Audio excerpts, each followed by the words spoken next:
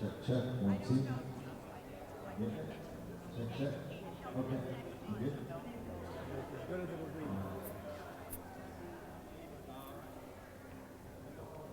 Worst case scenario, pick up Zoom and get everything.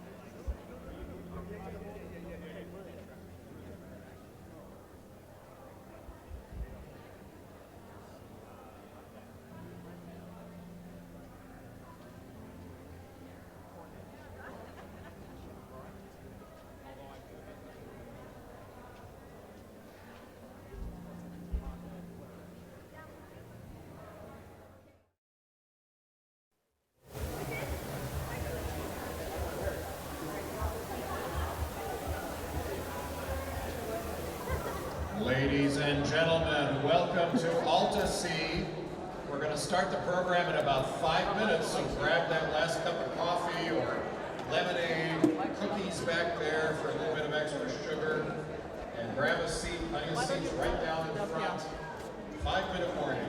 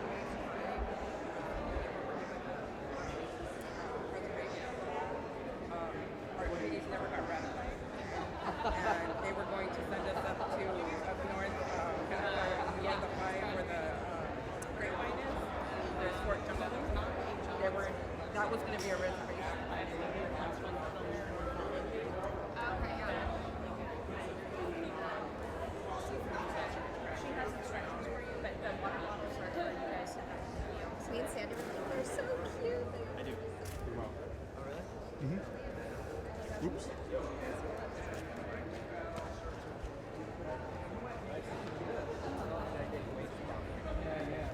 is a house of impact setting up there. It's easy for me to figure this out. For me, it's easier to get it. Yeah, it does. Yeah. But the setting is...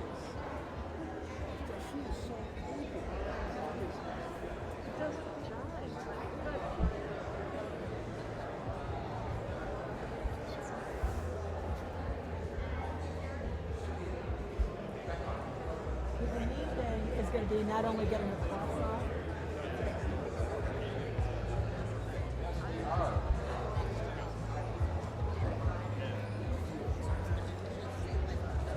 Ladies and gentlemen, welcome to AltaSea. Yeah. All right, if I get applause for that, my job is done. It's only downhill from there. Thank you all for coming. I'm Terry Tamminen, the President and CEO of AltaSea, and I want to recognize our team, which is growing. Once upon a time at these open houses, I could just name the 3 or 4 people and the volunteers that work for AltaSea, but today it would take us all day to name them all. So let me all just ask you to give a great big round of applause for all the staff and volunteers that put all of this together. And especially my partner and our founder, Jenny Crusoe, right over there, who you all know. Jenny, yay! And while we're on the subject, there's one person more than any who has created and invented these open houses from the time when there were maybe 10 people in these chairs in a giant empty warehouse till today, and so many other of our events. that we want to give a special recognition to. May I please see Robin Aubie right here on the stage. Robin, where are you? Robin, Robin, Robin, Robin. Yes.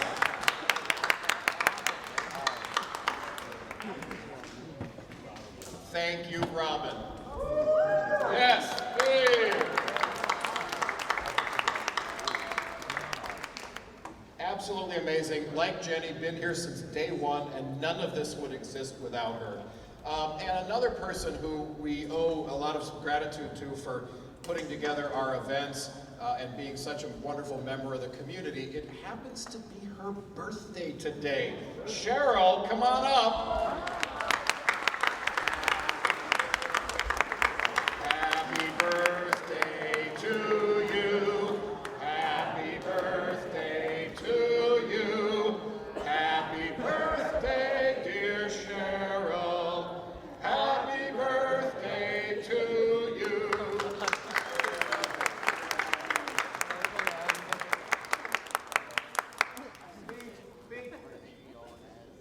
Gotta celebrate those moments. Thank you for helping us do that. Those of you standing in the back, don't be shy. There's plenty of seats down front here and in the middle. We're gonna have a great program. You're gonna really enjoy it, so maybe you wanna be near the cookies. Maybe that's what's going on there. But now, first of all, for those of you that may never have been to AltaSea, let me just tell you a little bit about what it is. It's a nonprofit that was started to create and accelerate the blue economy, to help educate, train the workforce, and then help develop the businesses in the blue economy. So aquaculture and wave energy and other kinds of renewable energy from the ocean, and underwater robotics and exciting ways to explore and understand it. And so the Port of Los Angeles essentially dedicated this 35-acre campus with these 100-year-old warehouses and up to us as a nonprofit to raise the money to renovate them into a modern hub for the blue economy and education and workforce training, which we're already doing, even though we're starting the renovation, trying to work around the renovation, and they're working around us.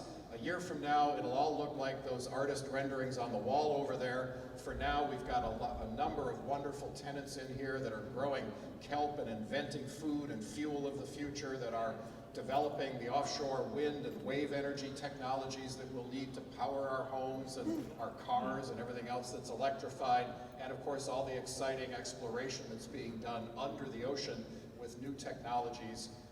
Just amazing. So we invite you to keep coming back, learning more about this, and today you're going to see a lot about that first bucket, aquaculture, and how that's going to be something that in the future will power all of us. I don't know if any of you have seen the Apple TV series Extrapolations, but it looks into the future, and in 2067 there's an episode that takes place where, because people have wiped out the pollinators and the natural food systems, nobody has what we would recognize as food anymore, and they're all complaining that everything is made from kelp.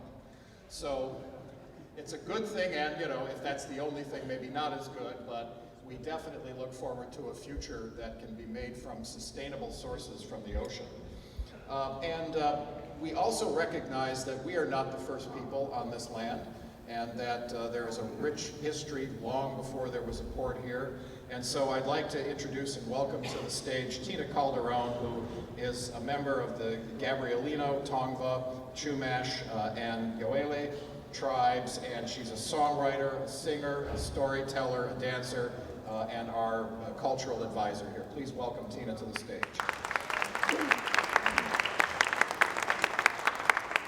And I think before we do the land acknowledgement and ask her for some inspiration for today, we want to unveil some signage here that we've developed to recognize what's here at AltaSea, or has been before. So Tina, if you'll help me just pull that back. There we go. Fantastic. And Tina helped us develop this material. Right now we're doing it in these temporary signs because we're under construction, so we can move them around as needed. But later on we want to have more interpretation all over the site permanently to recognize that the first people are still here and they're all around us. So with that, Tina, let me turn it over to you. Thank you, Jerry. Mi hija ne hinkam ne twanya ne tinor duno calderon, ko mi trabet na ha tongve, koi mix kanakan, koyo eme, awish ko ne ha ko avomanet de hobetamet. Hello, my relatives. I'm Tinor Duno Calderon, Gabrielino Tongba, Ventureño Chumash, and Yoeme, and I'm happy to be here with all of you today. The language I started with is the traditional ancestral language of Tongve, the language that the Tongva people spoke right here. And the village that you are, that's closest to this area is Suanga. And there's two different spellings because we didn't have a written form of communication. So when they would ask us questions, it would be spelled by the hearer, what they thought they heard. So you can see that it's very, very similar if you say Swanga or Suanga, or you don't really emphasize and it's just Swanga. So this is the closest village, but there were many villages around this area, all the way up these hills. And our people, we lived in autonomous villages. We had our own tumier or chief in each village, but we all lived by certain laws. And it was so important that we lived in reciprocity with the earth and the waters. So, and that way I thank my relatives because they gave us so many teachings to be in harmony with the earth, the waters, the microbes, the minerals, the plant and the animal relatives. It's all part of nature, and we are all part of nature. So what we do to nature, we do to all of the environment. So I'm very happy to be here, and I'm very happy about some of the things that AltaSea works on to try to be better stewards of the lands. And I want to just say, we remember the ancestors. We thank our elders and our teachers. We stand with our children and the 7 generations to come. So I'm going to go ahead and offer an ancestor song. And I want to also share that when we say ancestors, yeah, it's the peoples that lived here, but it's not only the peoples. It's all life in the 4 directions, because we can't live without those plant relatives. We can't live without the sacred elements, right? So as I sing this song, I would really love for you just to fill your heart with gratitude for everything that our Earth Mother gives us to survive. And as you think about your own ancestors, what they have left you, because none of us would be here without them, right? So think of them with gratitude.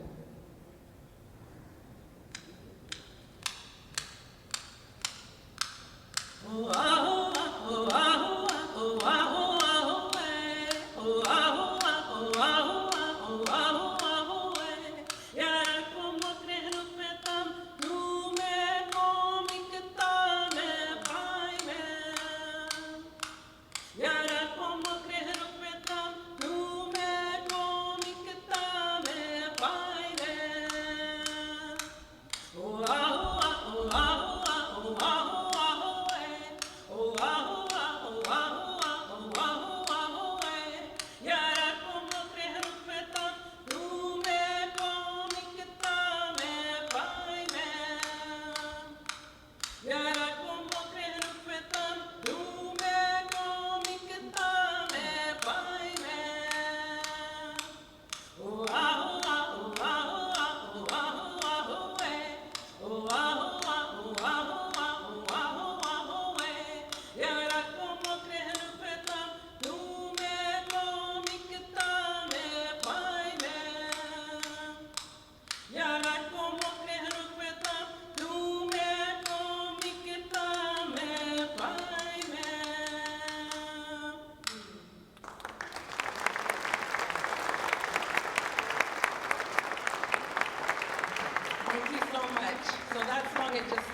ancestors, we remember them, and it calls to the 4 directions.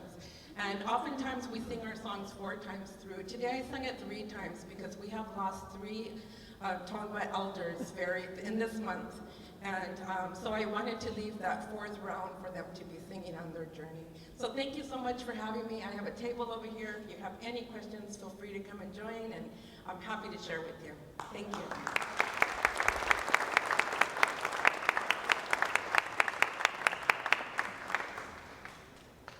Thank you, Tina, very much. Much appreciated. And we are hoping that the Tiat Society, this traditional canoe is called a Tiat, and we're hoping that the Tiat Society will bring the one that was built and reviving the tradition that was actually done some years ago and paddled all the way out to Catalina and back to restore that tradition. And they've also learned, the Tiat Society, how the woodworking was done. We're hoping not only will that Tiat come here for our public engagement center after renovations, but that we will also have the woodworking techniques being taught here to the next generation, so we can pass this down from one generation to the next. I want to acknowledge our two amazing sign language interpreters right here right now. Please give them a great big round of applause.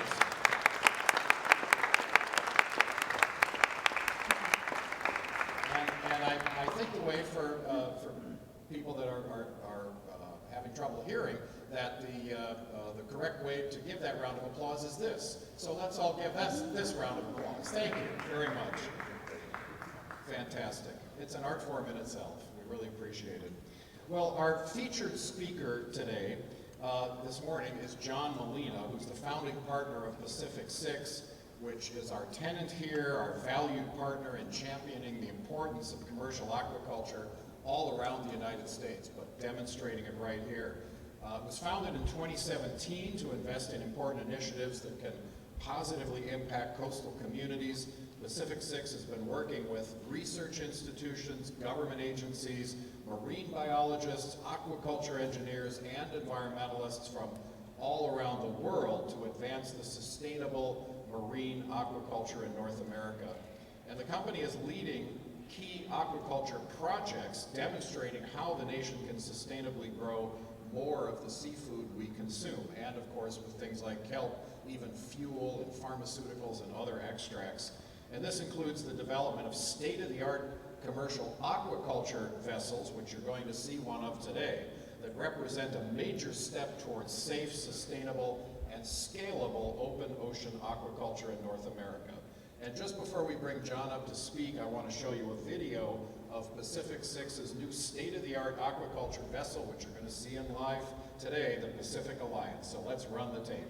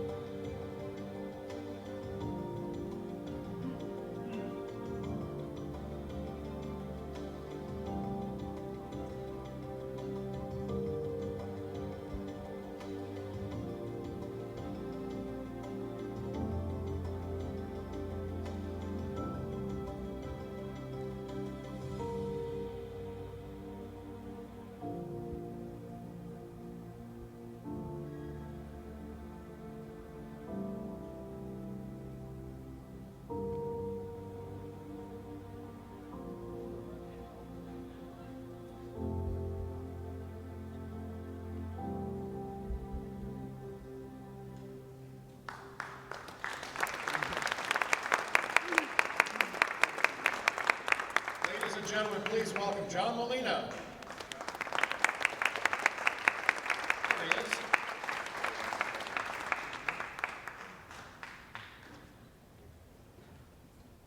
Good morning, everybody. Thanks for being here. And especially a big thanks to Terry and to Jenny for shepherding AltaSea. I was on the board of the Aquarium of the Pacific for many, many years before Terry and Jenny got involved in AltaSea, and there was always a big question of whether or not this was going to happen. Well, it's happened, and it's growing, and we're so proud to be a part of it. Terry talked about progress, and I think progress is wonderful. Everybody loves progress. Progress comes with a cost. The Industrial Revolution, automobiles so that you could drive around yourself and not have to wait for a train, airlines, and now we're seeing the effects of progress. Climate change, droughts,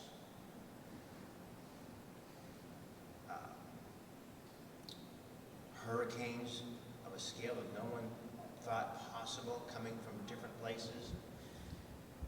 And that's Mother Nature. That is nature's, as Tina was telling us, that's nature's call to us. No more, nature said to us. But then nature, if we take a step back to our ancestors, nature also gives us the tools to fix the problems if we just allow it to happen. Think about it. There are folks out there investing billions of dollars to create huge machines to suck carbon out of the air. We have another natural way to do that. Let's grow kelp. Put it in the ocean and it will do the same thing naturally. We need more food. We need more protein. We need healthy protein. It takes 600 gallons of fresh water at a time when we have droughts. 600 gallons of fresh water to produce 1 pound of beef. Think about that. 1 pound of mussels probably takes less than 1 gallon of fresh water. And that's just because you've got to wash them off. We started Pacific 6, we started Pacific Mariculture with those goals in mind, that we could rely on nature to help us solve some of these tremendous problems that we have. Everybody loves salmon. The big thing about salmon is omega-3 fatty acids, brain food. You know what else has a lot of omega-3 fatty acids? Mussels. Mussels, however, don't have mercury like your salmon does. Mussels can be grown out here and doesn't impact the environment, because the last time I read, mussels don't swim, so they can't escape. And the other benefit is those mussel shells are all carbon. So what we're doing is creating a solution, a part of a solution, that addresses many, many things that people want and need. And we're just one of the organizations here. You go up and down, and you will see other organizations here that we're so proud to be our neighbors and partners doing the same thing, thinking the same way. I find it a bit ironic, a bit of a skeptic sometimes, that we have multi-billionaires, guys whose biggest goal is to create communities in outer space, off-world.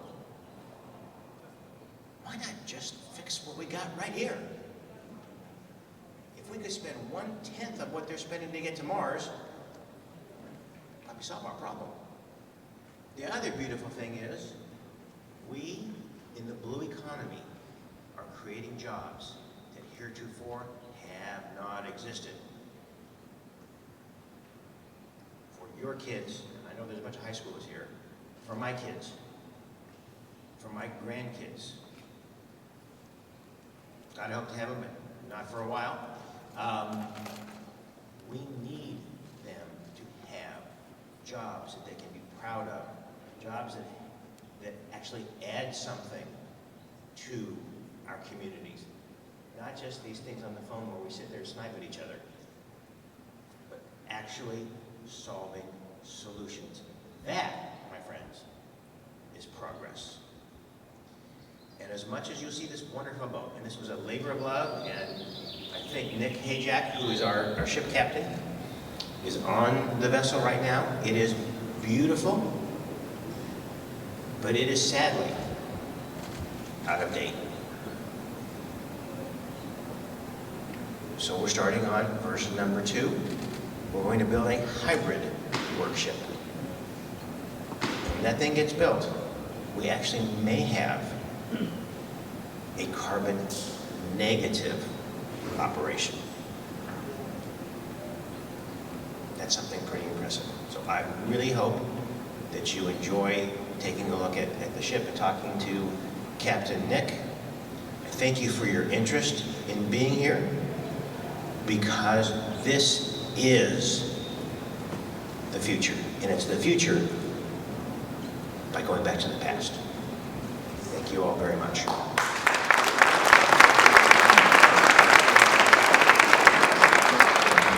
Thank you, John. He almost stole my line, which is our future is blue.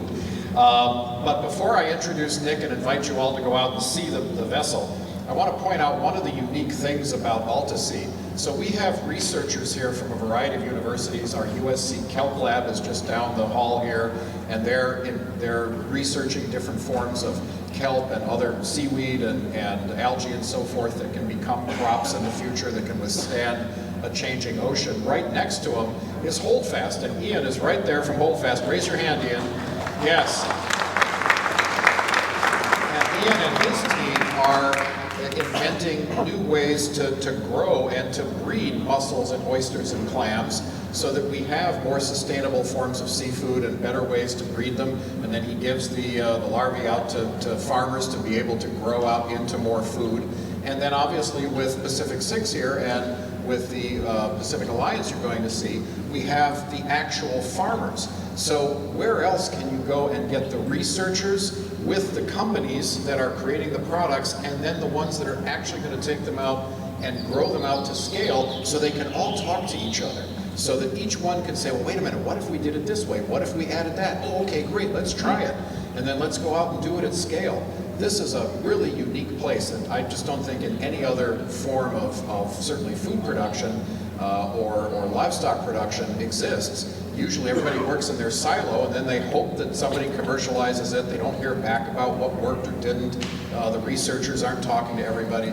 So that's what's so unique about this place. But today we're actually going to see the production side of this. So I'm going to invite you to come out to the wharf to meet and hear Captain Nick Hajek, who's the Director of Maritime Operations for Pacific 6. He's going to be speaking to us from the deck of the Pacific Alliance. Nick is a remarkable guy who helps us here in so many different ways. He's an international marine contractor. He manages several maritime projects focused on offshore farming, the 100-acre demonstration aqua farm out here that he has built, commercial scale aquaculture, carbon capture, as John mentioned, and hybrid or even all-electric vessel designs, as well as continuing his work overseas. He comes from a maritime family. He's an 8th generation Norwegian captain who's heavily involved in installing and supporting commercial scale offshore farms in various countries, as well as overseeing the progress and operations of several cutting-edge projects right here in the United States and here in California. Internationally recognized captain, commercial diver, paramedic, aquaculture engineer, and all-around good guy.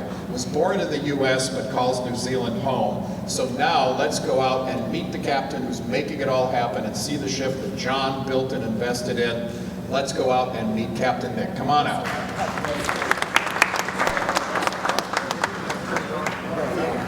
Follow Cheryl. It's like a university tour. We're walking, we're walking.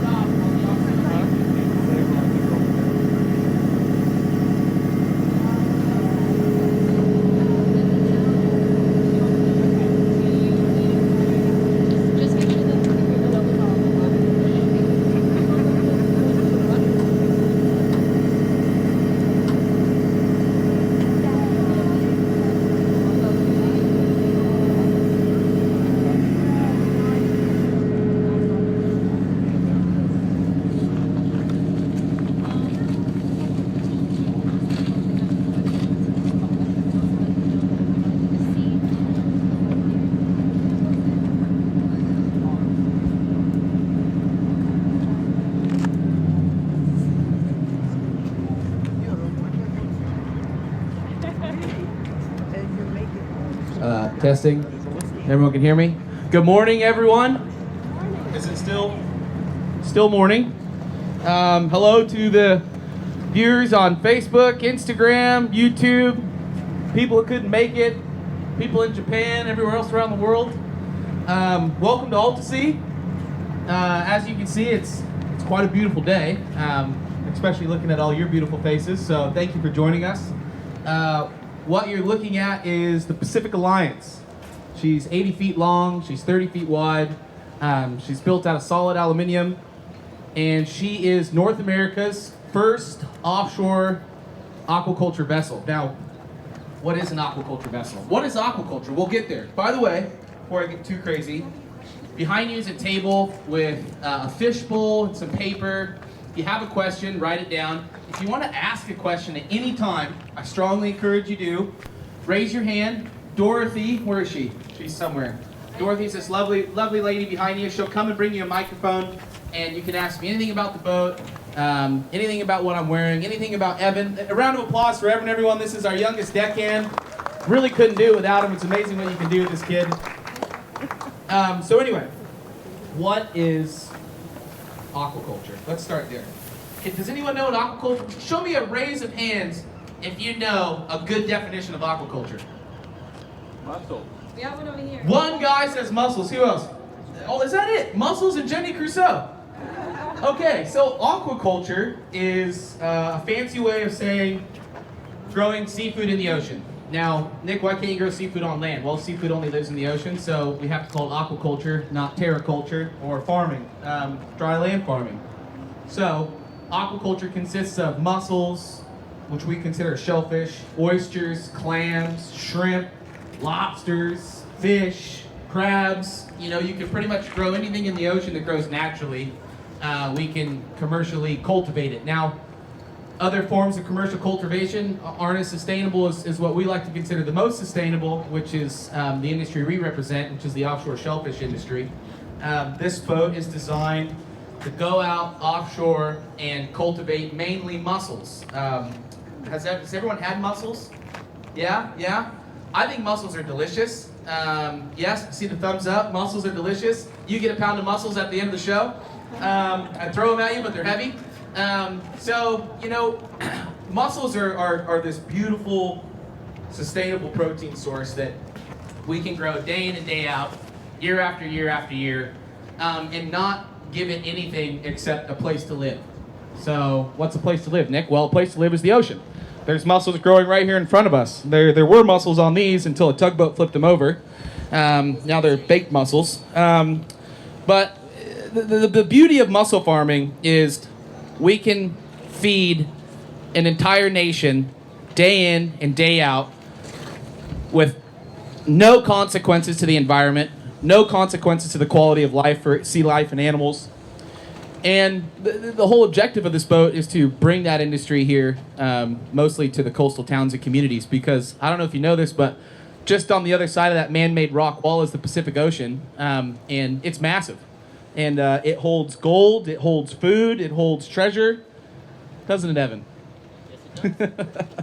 So, why the boat, Nick? Why the big, shiny boat? Well, I think we've all, at one point or another, had the experience where you can't put, you can't put a square peg in a round hole. That's what it is. You can't put a square peg in a round hole. And another analogy is, you know, there's a tool for the job. Why don't you see Honda Civics going out and doing the Rubicon Trail?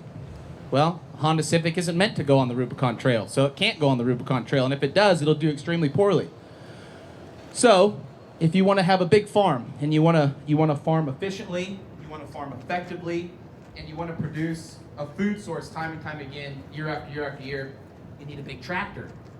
So essentially, if we want to go farm offshore in the open ocean, we got to have a vessel that's not only safe for the crew that works on it, it's not only efficient in terms of our carbon footprint to actually grow a pound of mussels, and most importantly, it's big enough to get the job done safely, effectively, and efficiently, which is my kind of slogan.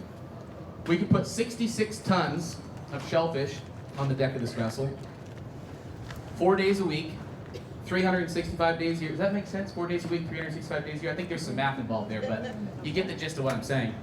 Time in, time out, again and again and again. We could have mussels in San Pedro. You could fly to Las Vegas this afternoon and have a plate of mussels that was in the water this morning. And that's the goal. There's another shellfish grower up here, Ian Jacobson. You guys will see him after today when you go walk to the open house.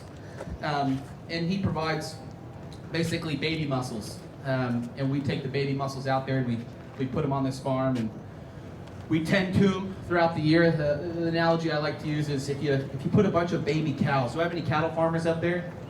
No? Everyone loves baby cows. So if you have a calf and you put a calf in a small paddock, right? And the calf's like, man, I got all this room, I got all this grass. Calf starts eating the grass, food starts, well, now he's getting bigger. So now the paddock he's in smaller. Now there's not as much grass because he's eating it all. So any natural farmer would take that calf, put him in a bigger paddock, more food, more area, more room to grow. Well, we do the same thing with mussels. So we put these mussels out there and you can't even see them. They're like little grains of sand. And we hang them on some rope. I brought some. Would you jump in that skiff and grab us some of that mussel rope?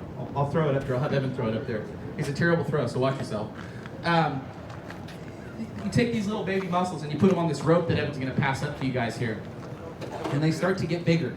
And as they get bigger, their area starts to get smaller.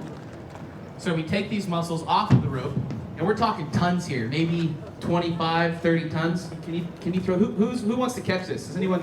You ready? There you go. Can you make it to them? Oh. I saw him first. Sorry, guys. No. Good throw. If you just pass this around, this is what the mussels grow on. It's actually quite unique. It's made in New Zealand. It's made by a lovely gentleman named Joe Franklin.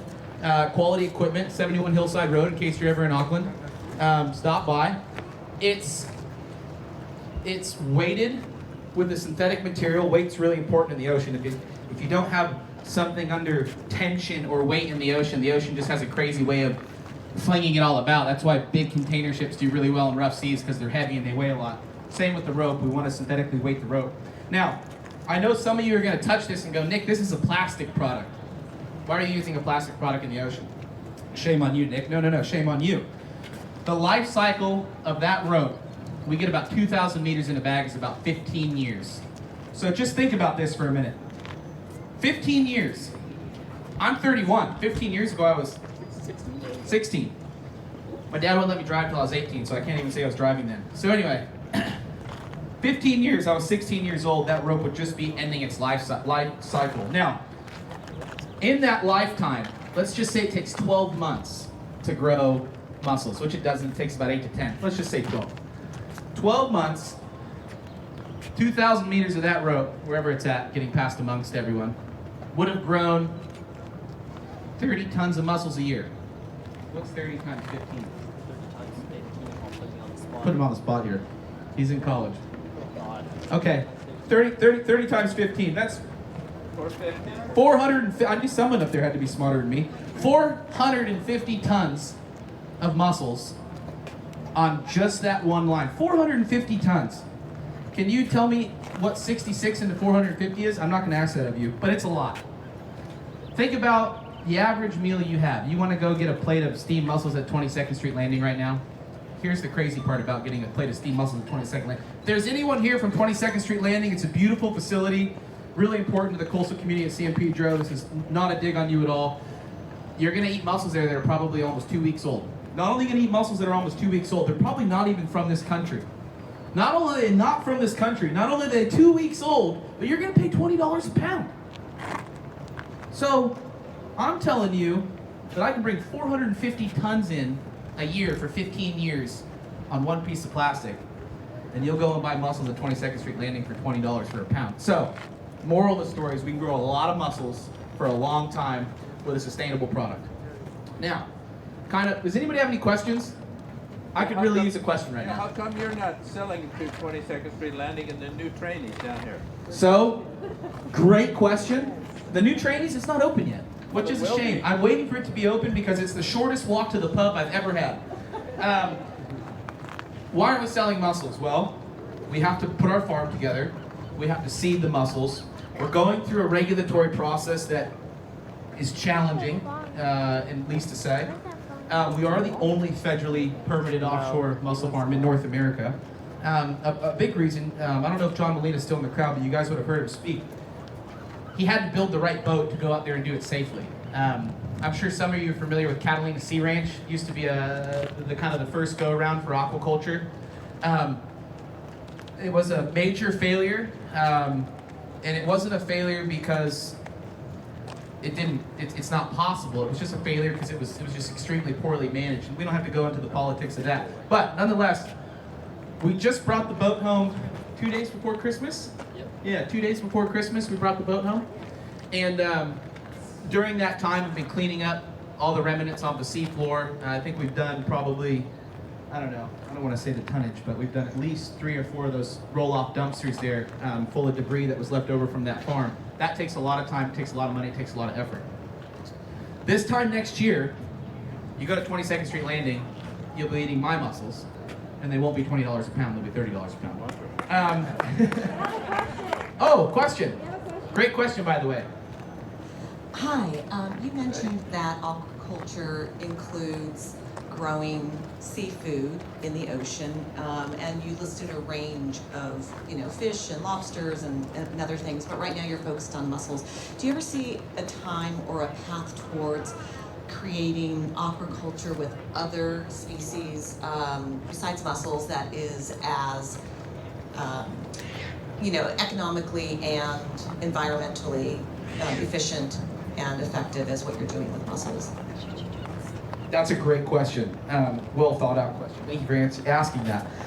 The answer is no. There's no more, you cannot possibly get more sustainable than growing a mussel offshore. There is nothing that grows faster, that has as much omega-3 fats. It just doesn't exist. What you have to put in to growing 66 tons of something else would be drastically different than the footprint to grow mussels. That being said, Australia has a massive pearling industry, and they grow pearls and South Sea oysters. Now, after they've extracted the pearl from that South Sea oyster, by the way, it takes about 3 years, they'll use the oyster meat. You've got people farming mussels and oysters in low tide lands. They have to use tractors. They have to go in and out, flip cages. You got to have a massive staff. It's laborious. You only end up with 100 tons. So the expression pound for pound and the effort it takes to grow a pound of mussels from myself, from Evan, from the demand of the boat, from the demand of the shoreside facility, nothing competes. Now, I know some of you are saying, Nick, what about kelp? What about kelp, Nick? Everyone's talking about kelp. Kelp's the thing. Well, kelp's very easy to grow. I mean, it just needs sunlight and water, and you see an abundance of kelp. Next to kelp, you also see an abundance of mussels. Now, here's the point I'm going to make. If I asked 10 of you to come down here, would you eat the kelp or would you eat the mussels? And I'm probably sure most of you would say, Nick, I want to eat the kelp because I don't want to bite into the shell of the mussel. Fair enough. But that mussel is going to give you 15, 20, 30 times the nutrients that you'll get from chewing on that piece of kelp. We just had Arnold Schwarzenegger here the other day.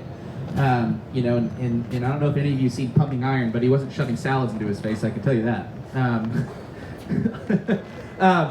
But it was a great question, but no, I don't think there's anything more sustainable or more efficient to grow than mussels. That being said, you can grow a numerous amount of seafood offshore or coastally, and obviously there's a massive industry for that around the world. Unfortunately, North America is lacking that. Go ahead, Dorothy. We have another question. What exactly is the displacement and weight of this vessel? Yeah, that's a great question. Well, since I said we can put 66 tons on the boat, keep that in mind. Light ship, nothing on the deck, full of water and full of fuel. We're about 120 tons. That's our displacement. The weight of the vessel is about 187, 186 tons. Solid aluminum. The only thing that's steel on the boat are these gantries, which are good for 2 ton a side. Our exhaust and our propeller shaft and the engines that are down below. They're Caterpillar engines. We have, that's a great question, by the way. I like the guy that asked that question. I couldn't see you, but I like you. It's a single screw boat, so it has one propeller. And the reason we decided to go one propeller versus two was we don't need a second engine. Two engines is great. You've got some redundancy having another engine. There's a significant cost with having another engine. Also, there's a significant amount of pollution that you put out with two engines versus one engine. This boat does about 13 knots. We don't really have a desire to go anything faster. And these are Caterpillar's newest engines. They're both Tier 3. We have one 803 horsepower for the main engine, and we have a 400 horsepower C.9 that's just designed to run all the hydraulics. We've got 9 hydraulic pumps. We got 1,100 gallons of hydraulic oil on board. So we can do quite a bit. 12-ton, 300 centrally mounted Powellfinger crane, 2 1,000-gallon per minute water pumps, 1 20-ton capstan here on the port quarter. We have another anchor handler, anchor winch and windlass in the bow, and then these parts on the boat right here actually accept our harvesting equipment, which we use to pull the mussels out of the water, take them off the line, clean, sort, grade, and stack them in bags on the deck. So at full capacity, this boat hums at about 4 to 6 tons an hour of harvesting shellfish, which is great. I mean, which is phenomenal. Our farm's supported by the floats. Everyone, you go grab one of those floats, please. Interesting enough, you just had the Tongva that you heard from this morning. These floats were designed in New Zealand. They're called waka floats. So a waka is a traditional ship that the Modi used in New Zealand, and these are designed and made in New Zealand. And this is what supports our farm. So if and when we all make it out to the farm, which I assure you I will take every single one of you out there, the farm is supported by these floats. These are the only things you see at the surface. And about 20 feet beneath these is the actual farming structure itself. And it's going to be really hard to explain. I need to work on a good demo of some sort. But essentially, if you look at my left leg here, I didn't shave, so don't look too hard. There's a screw anchor. And a screw anchor is basically a giant steel screw, kind of equivalent to these timber piles here in terms of size and length. And we drill that anchor into the sea floor. And we do so. We have no observers on the boat looking for whales, dolphins, and things like that. If there's any sea life next door to the boat, we shut down the entire operation and wait till they've swam by, which is extremely obnoxious because I don't know if any of you have been out to our farm, but every time we go out there, there's what, 500-600 dolphins swimming to the farm? Yeah, and which is beautiful.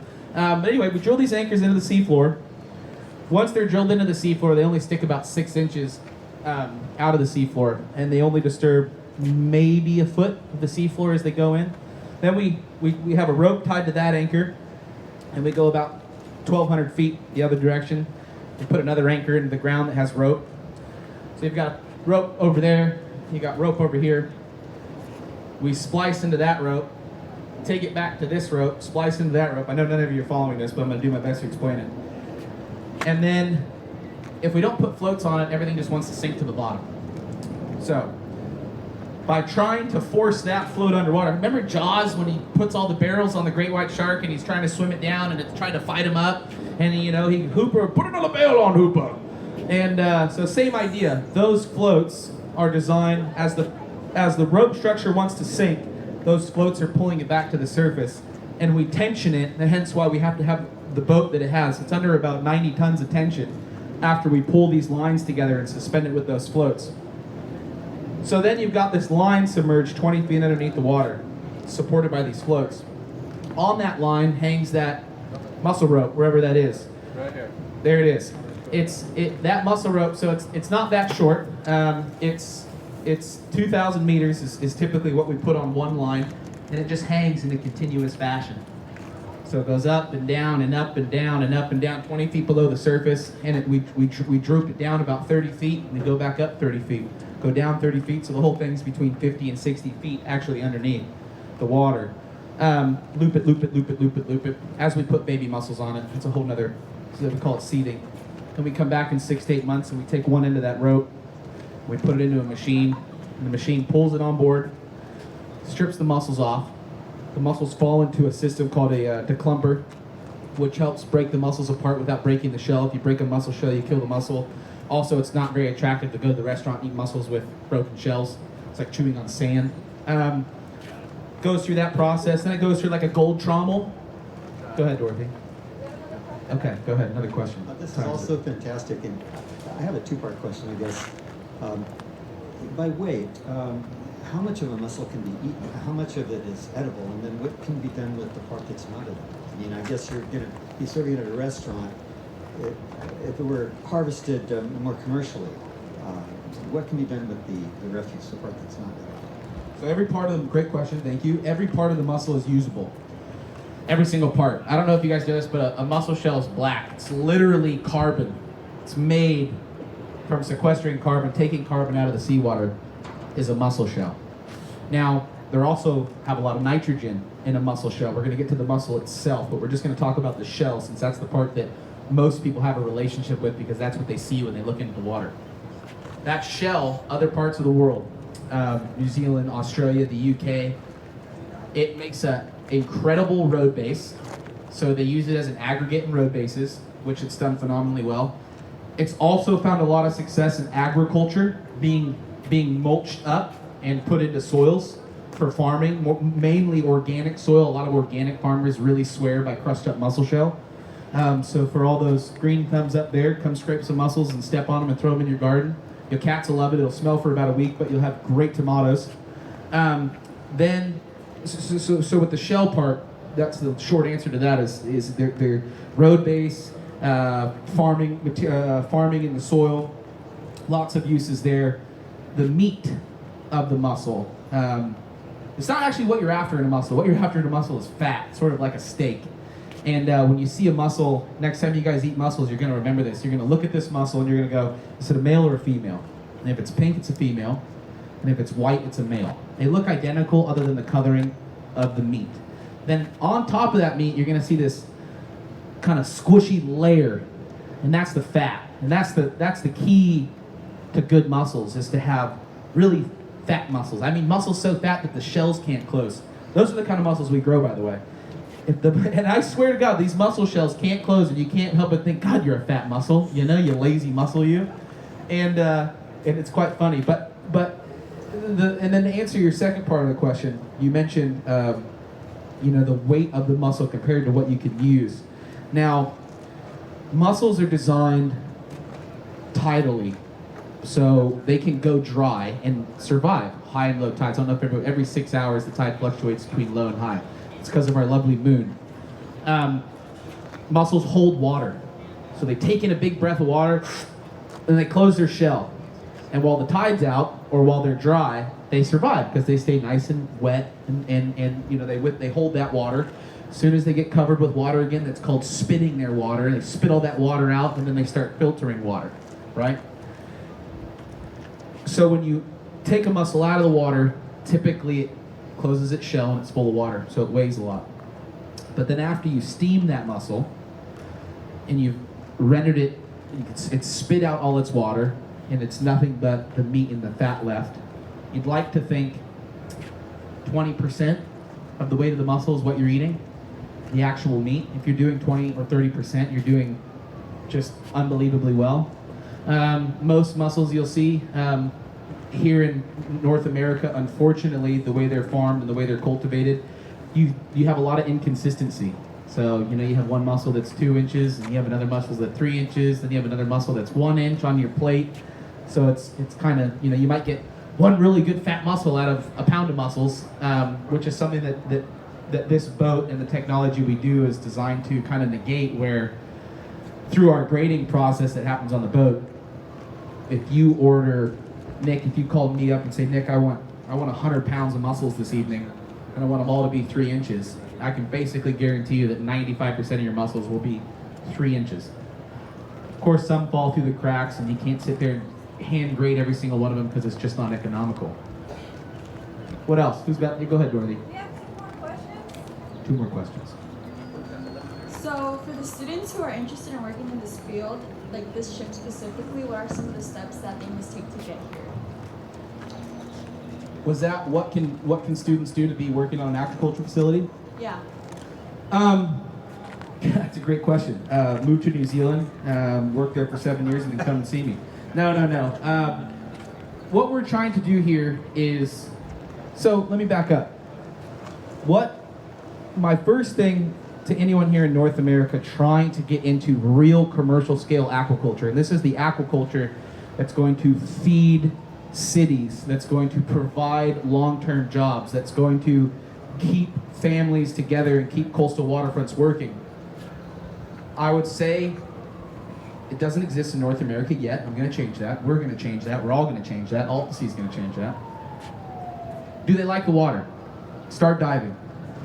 If you can like the water and you have a relationship with the water, go be a diver. That's a great gateway into deciding if you want to spend your life on and under the ocean. Now, say you're already a diver and say you want to get involved in aquaculture. Well, you don't need a degree. So I don't cancel out people that want to work for me because they don't have a degree. I do look for marine experience. I think it's really important for someone who wants to work on a vessel like this that they have an understanding of ship husbandry and life offshore. But also, I would encourage them to volunteer and be a part of the blue economy so that we can try to get more projects like this doing what they're supposed to be doing and make aquaculture. It's almost a sad question. How do you get involved in aquaculture? I don't know. Not enough of it exists. Why doesn't enough of it exist? And it's just this unfortunate cycle that we're trying to break through here in North America, because I've been around the world farming seafood. I mean, literally around the world farming seafood. It has been the best thing that has ever happened to me in my entire life, other than working with Evan. It has been just extremely enjoyable working with the people, working on the boats, living in remote places and working off the coast. And I came back to America. I didn't want to come back here. I really loved living and working in New Zealand. I mean, it's amazing. I came back here because I owed it to people like Evan. I owed it to those kids over there in the corner. I owed it to everyone up here that they could have the same experience I had right here. Why can't somebody go and do what I did over there here? Just doesn't exist yet. It will exist though. And then those people that want to get involved with aquaculture will have a pathway. They will be able to graduate high school and go, you know what? I want to go work on that boat. And then I want to go take my girlfriend out or my boyfriend out to the restaurant and eat those mussels that I just harvested this morning. You know, I used to remember sitting with people and, I was in Ireland and we were eating mussels. The Irish grow really good blue mussels. We were eating green mussels. They're from New Zealand. And no matter where you're at in the world, well, I guess maybe some third world countries you can't do this. You probably wouldn't want to do this, but you can ask for the harvest tag. Show me where these mussels came from. And we were in Ireland. It's happened here in the U.S. too with you. And they gave me the harvest tag, and green-lit mussels only come from New Zealand. Green-lit mussels only come from New Zealand. We're sitting down there eating a plate of mussels. The harvest tag came over to the table. I read the harvest tag. It said Mania B6. Well, Mania's in Coromandel. And B6 is the farm they came off of. And based on that time of year, I looked at the people we were eating mussels with, and I said, I grew those mussels. I seeded those mussels 1.5 years ago in Mania. I know that block. I could show you a picture of that block. And to me, that was like, God, here I am around the world in a whole other country eating mussels I grew 1.5 years ago. You know? And how incredible would that be for Evan when he grows up? Sorry. To run this boat. He's 20. You're 21 right now, aren't you? 22. God, time flies. I'm getting old. He'll be running this boat when he's 30. I'll be dead and gone. And he would have created and saw an industry through where he'll be here talking to you and he'll have a swab of his own. And I want to see that replicated 100 times over from San Diego to Seattle. And then, go ahead, Dorothy. So, Nick, this is really fantastic. We've got many, many more questions. Probably not enough time to cover them all. We want everybody rapid fire questions, Terry. So just exactly. Rapid fire questions and answer. What you're saying is stop talking, Nick. The last couple. Go ahead. Go ahead. Hi, I have a question, and I wanted to know, how do you keep the harvested mussels from maybe getting lost at sea if the water was rough when you were trying to come back? So you're saying what happens to the mussels on the deck if I'm coming back and it's really rough and the mussels are falling off? Is that what I'm catching? Exactly, because you have this open space here. We have the That's slippery. I got what you're saying. Great question. So the mussels that get harvested that go on the deck go in big bulk bags. It's like these giant 1-ton bags that we move around with a crane. And we built this boat with the harvesting gear in place to accept 66 of those bags. So we put 66 of those bags at 66 tons on the deck. Each of those bags is filled with mussels. They're about this shot shorter than me, so they're probably about 6 feet tall. And the way the boat's designed and the stability of the boat, we actually don't see. It's one of the for its size and its stability. I've never lost a bag of mussels, and I'm proud to say that we've never left a bag of mussels behind. All right, very good. One last question.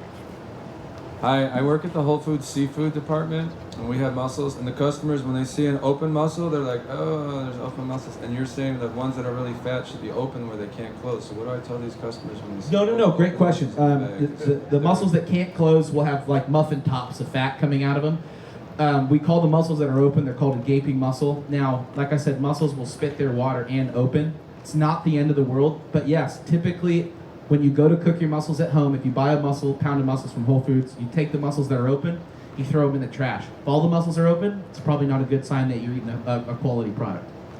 All right. Thank you very much. Let's give Nick a great big round of applause. And Evan. Thank you, everyone. And I hope Nick will be able to get from the boat to the dock, maybe to answer more questions and interact with people. I don't know if you're able to do sure. that. Yeah, great. Because I know there's still a lot of people with questions. I want to invite you to 2 things, everybody, before you disappear and go on back into the warehouse. Number 1, Ignite 22. Our partner Braid Theory and Carpenter is here. Yes, let's hear it for Ignite 22. That comes up May 4th, next week. May the 4th be with you. And so it's a great event with all kinds of innovation that you'll see here and great speakers and so forth to learn more about the blue and green economy.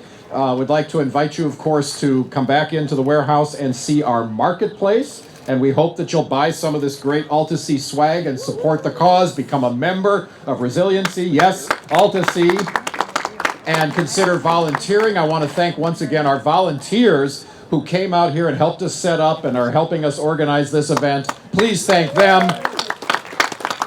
And of course, all the tables inside there with all of our various exhibitors and yes, right. And our sign language translators, Tiffany Brown and Marva Riggins. Give them a great big round of applause. Thank you all for coming. Consider this your home. We're going to be doing so many more of these things over time. Sign up for our newsletter so you know when. And there's going to be groundbreakings and exciting things with Jim Cameron's submarine that he took to the bottom of the Mariana Trench. Bob Ballard, who's one of our tenants here, Ocean Exploration Trust, he found the Titanic.